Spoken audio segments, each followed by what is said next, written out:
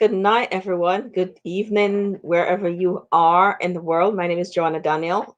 This is a late one, but I wanted to come and have a conversation about a really important subject. When I have a conversation with someone, I like to come and so that we can talk about it as well. So I'm just checking just to make sure you'll be able to hear me, just to make sure the sound is great, that I'm live everywhere. Yep, I'm live on YouTube as well. Awesome. So, good evening. Thank you for joining. If you are watching this by the replay, please say replay. And so I know that you're here and that you got the message. If you have any questions, put them in the chat and I'll be happy to come back and to answer them. So I can see that somebody's here with me. Good evening. It's like after 9 UK time. I don't know what time it is where you are, but I'm so glad that you're here. And if you're, as I said, if you're watching the replay, just say replay. So my name is Joanna Daniel, and I work with adult survivors of childhood trauma and abuse. I help people heal so that they can function better in their relationships. And we do that three ways: through conferences, retreats, and courses. Our next conference is March 22nd to 25th, and you'll hear some more about that later. So I want to talk about toxic relationships and why it's dangerous sometimes to go back. And this was a conversation I was having with somebody who is unmarried, but we were talking about toxic relationships, and I see this pattern sometimes because people really don't know what to do. People don't know what to do when promises are made that there's going to be change and no change occur. Um, and how to how to navigate that. So I'm going to kind of frame this in a marriage, in a romantic relationship, for example, and there is stuff going on, and you've left, or you've asked the person who is the abuser to leave, whether it's physical, whether it's emotional, whether things are just not working out, whether this is just not working, it's not happening, and you've left or they've left. And so in order to come back into the home, into the marriage home, or into the relationship, sometimes a lot of promises are made. A lot of promises are made. I'm going to do this, we'll do that. Lots of promises are made. I'll go to therapy. Sometimes that's a condition for the relationship to progress, for it to continue. And people will promise many things at that time that they have no plans in following through with. And I know that hearing it like that is very difficult. It can be challenging to hear it like that. But I want to let you know that oftentimes they have no plans to follow through with the promises that they've made.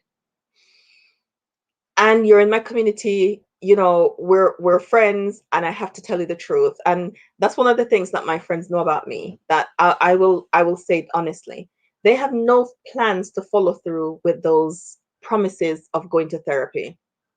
And so these are some of the reasons why you need to be able to understand who you are, know what your boundaries are, know what your personal power is, that you have personal power, and know how to exercise that personal power in order to get what you want.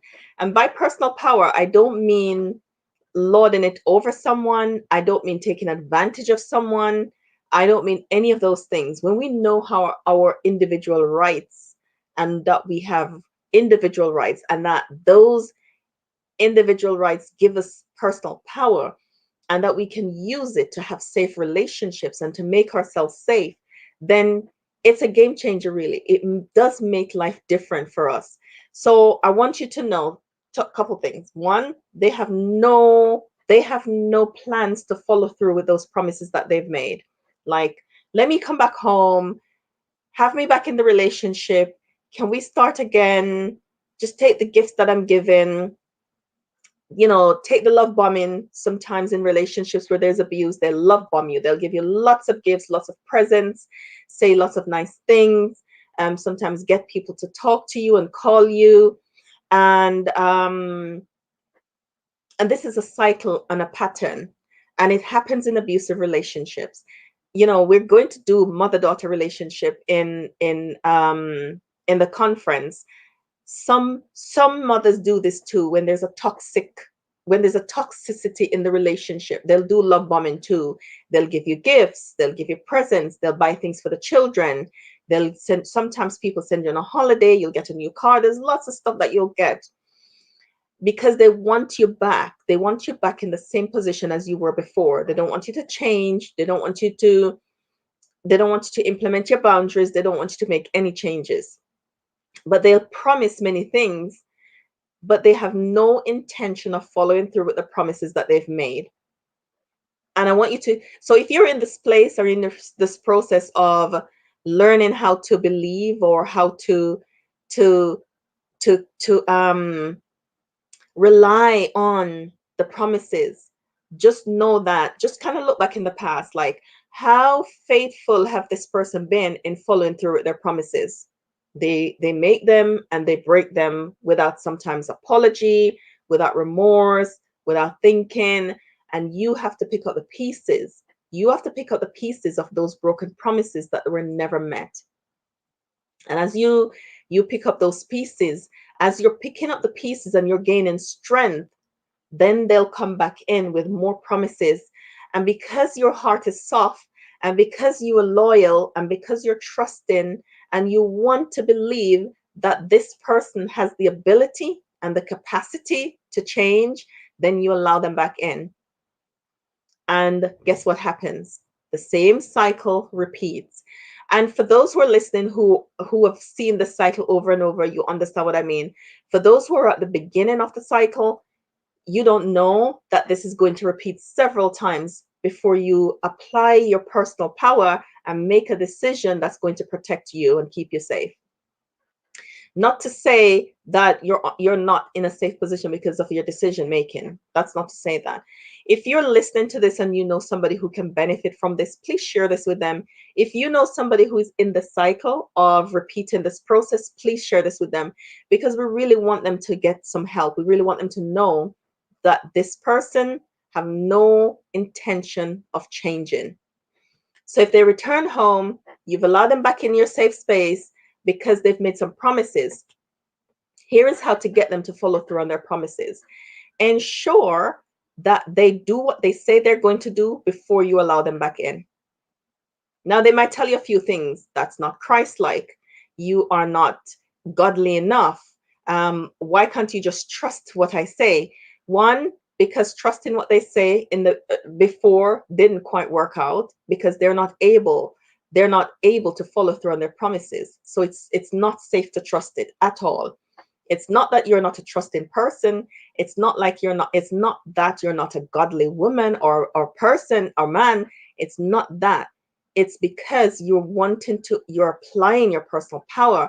One of the ways we limit ourselves, one of the way we limit our rights as individuals, we give it up freely, we limit it by not setting boundaries, by not knowing that in this position I need to be boundaried. I need to stick to what I say.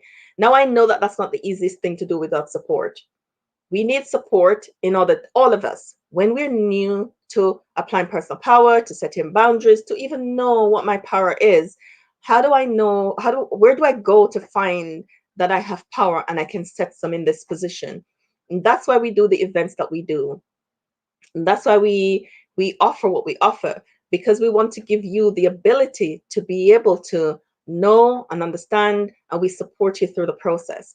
And at this conference in 3 weeks, we are having domestic abuse advocates, we're having mother wound mentors, and people who have walked this journey and is able to tell you where the potholes are, is able to tell you what to look out for, is able to tell you what to do in order to stay safe, in order to overcome it, in order to, know what the next thing is that you should do. So one thing to know, as I said, is they have no intention of changing. They have no intention of following through with the promises that they have made. So before you allow them back in, make sure that they follow through before they come back in. So for example, if somebody says, I'm going to go to therapy, I'm going to get a counselor, and I'm going to go, ensure that they start and they do the work before you let them back in. That's a good way to gauge whether or not they're really meaning it or not, you know? So ensure that they go first, because as soon as they return and they think sufficient time has passed and you relax, guess what? That's forgotten. Sometimes they'll blatantly say, I didn't say I was going to do that. They'll blatantly lie sometimes. Sometimes they'll try to make you feel like you are, um, you're not trusting me, you don't have enough faith in us, and all of those things they'll say to turn the tables so that you're in a put you in a defensive position so that you can stop pressuring them to go follow through on the promise that they said they were going to do for in the first place. So ensure that they do that first. If it's in the case of marriage counseling, ensure that they go individually first before you agree to marriage counseling. Because sometimes in the case of abuse, if it's not a really skilled therapist, they oftentimes struggle to manage abusive relationships. Now, I know friends who are therapists who, if they do an assessment and there's abuse involved, whatever kind it is, they will ask that you individually see therapists individually before they'll agree to do marriage counseling.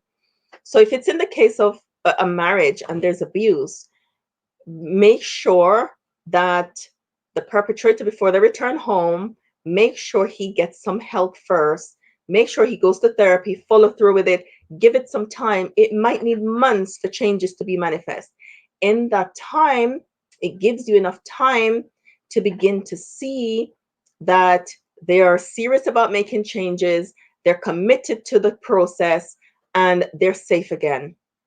And I'm sharing this with you because I want you um, to be safe, because sometimes you allow people back into your space on condition that they'd go to therapy. But as I said, when they come and they're comfortable, they make excuses, they twist the Bible and scriptures to suit them, to suit their actions. And once again, this leaves you wondering, am I a good enough Christian? If I am I good enough Christian if I am requiring that this person change? Am I trusting God enough if I want them to get help? Are we capable of solving this problem on our own? That's one thing they'll say too. We can fix it. Am I capable? Are we capable of working through this on our own? We should just be able to do it with prayer and with each other. But as I like to say, we don't know what we don't know. So if you are in this position, or you're in the cycle, because it's going to repeat itself several times, and this, I'm sharing this because this can wear you down. So once again, if you know somebody who needs to hear this, please send it to them. Make sure they're safe though. This process will wear you down because it leaves you with a lot of self-doubt. It leaves you with a lot of self-blame, a lot of shame. It leaves you in a place of conflict, wondering, am I a good enough person? Am I a good enough Christian? Why can't I trust? Why can't I just believe? Why do I struggle to trust? And sometimes, here's what they'll do. Sometimes they'll pull things from your past that they know about you and use it against you in the situation so that they can have their own way.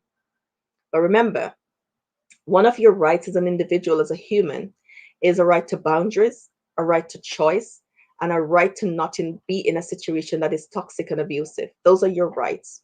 Now, if you struggle to implement those rights, that's why we're here, and we'd like it to help you to do that. So check out the page that we have for the conference. We are having domestic abuse advocates. We're having the motherhood mentor, B. Jackson. We're having people helping you to build strong relationships. We're having people help you to transition through change, and just everything that you're going to need to help you to think with clarity, to have the right information to make the right decision that's right for you, and so that you can progress from here. We want you to understand that you have a right to safety, you have a right to be in relationships that are not toxic and harmful, and you have a right to say no, you have a right to do boundaries, and it doesn't mean that you're any less of a Christian when you do those things, when you exercise those rights.